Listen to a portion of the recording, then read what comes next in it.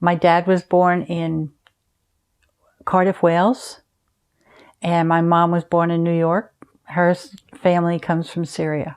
It's closer to my mother's side of the family because my dad's family all lived in England or Cardiff. I didn't really get to know them until I was older and they came to visit. My mother's father, my grandfather, and I were close. He spoiled me rotten. There were 5 of us children, and I was his favorite. So whatever I wanted within reason, I pretty much got. So I would say I was closer to my mom's side. I didn't know all my grandparents. I only knew that this grandfather.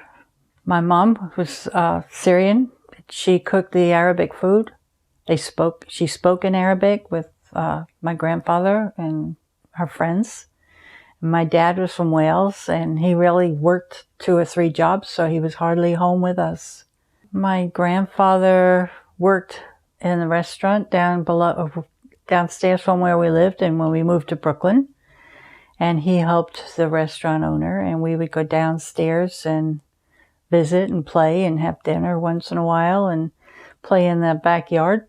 And your favorite food to eat from there? My favorite food was rolled grape leaves and kibbe. We had a lot of pita bread. Love those black olives, the Greek ones. And Mom cooked Syrian food once in a while. She was a good cook.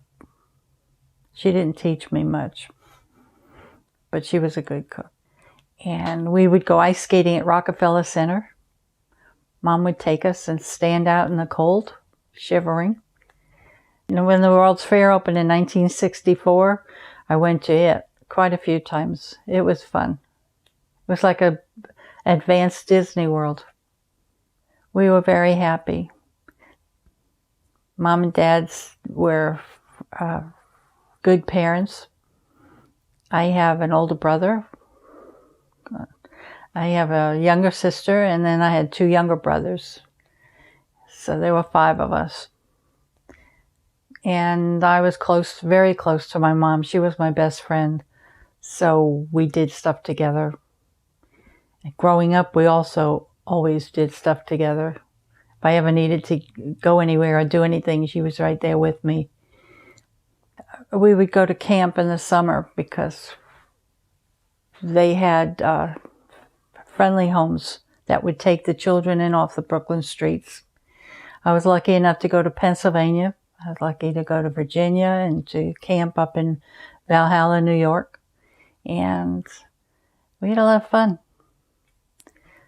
Until one summer, when I went to Pennsylvania, I decided to ride a bike down a hill and get hit by a car. And that's the time of my life when I learned what love was. Because when I was in the hospital, Buck Benson on the radio station acknowledged me, and the Girl Scouts came in with a big box of presents, and everybody just made a fuss over me. But I realized then that people do care about other people. It was very rewarding in a painful way. When we moved to New Hyde Park, it was a whole different program. Everything was kind of upscaled from what we came from in Brooklyn. In Brooklyn, I was a straight A student. We got out to Long Island, and the whole culture world was different. So it was a struggle for me. The kids, when we moved, I went into 7th grade, which was junior high school. By that time, they all had their friends and their cliques. They all had their wardrobes, and they all had money. They were pretty much established in the culture of Long Island. And we came from Brooklyn, just average. My dad worked hard, but he didn't have a lot of money. There were days when we would just have peanut butter and jelly, but it was okay. My father always taught us to respect our elders. The boys were not allowed to hit or touch the girls at all. If my brother ever approached us or hit us or pushed us or anything, all we had to do was scream. My dad would chase him. My brother had a few slippers hit him in the butt. My mom would teach us humility, to be our own person, how to be happy, to get along with others, to respect others, to clean our room, make sure that everything was in its place. She had some fine stories to tell too, so she told them. My mom was kidnapped when she was a kid.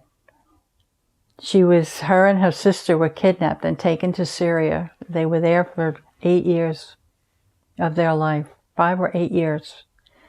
And when she came back from Syria, all she could speak was Arabic and French. She had to learn how to speak English all over again.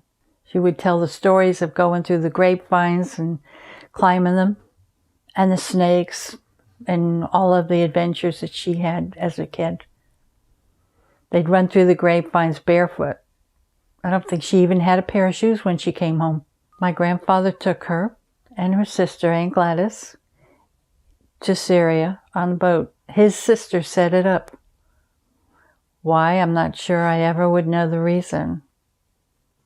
But they were there. And they told my mother, or they told my grandmother,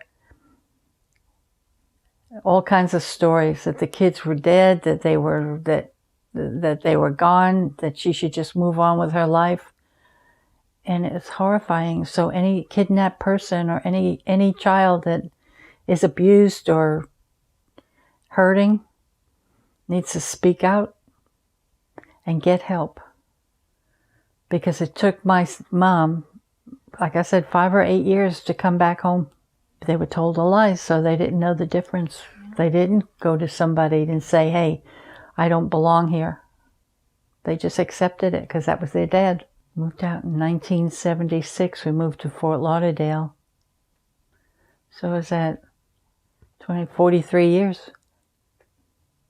What do you miss most about living in New York? Rockefeller Center, ice skating, the Syrian restaurant on Atlantic Avenue in Brooklyn. Is it still there? It is. Ooh. Sahadi's. And then I come to learn there's a Sahadi's in Palm Beach, West Palm Beach. Now, your oldest granddaughter is your favorite. Why is that? Who told you that? Anonymous news sources. You watch Fox News? My oldest granddaughter is my favorite because I was there when she was born. I was the first one to hold her. And I hold her. She's got a special place in my heart. I don't know how deserving she is anymore.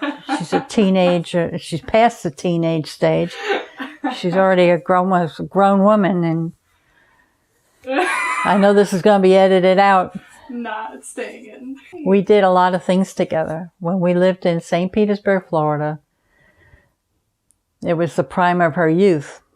She took ballet lessons and everything that we did, everything that she did, we did pretty much together. I would drive her. We go to the mall every weekend. We go all kinds of places. I come from a good family. I come from parents that cared and loved us and gave their all. When I see the children of today with split families and broken families and fatherless and motherless, it's kind of sad. And this year, 2020, is a very depressing, and don't edit this. This is a very depressing era. I feel bad for the generation and the generations to come because it's in such turmoil. I don't know if it'll ever get back to the good old days. That's all I can say. The end.